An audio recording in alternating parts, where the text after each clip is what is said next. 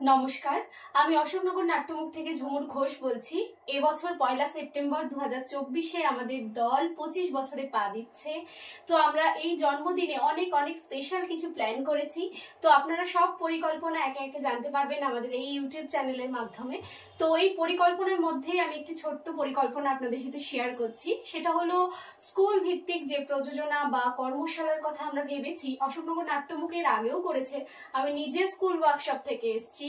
তো আমরা এবছর ভেবেছি আমাদের এলাকা ভিত্তিক যে স্কুলগুলি রয়েছে আমরা সেখানে যাব এবং যারা ইচ্ছুক স্টুডেন্টরা রয়েছে তাদেরকে এনে আমরা একটি প্রযোজনা করাতে চাইছি। সেই প্রযোজনাটি জন্মদিনে তো বটেই এবং তারপরেও আমরা বিভিন্ন শো করব।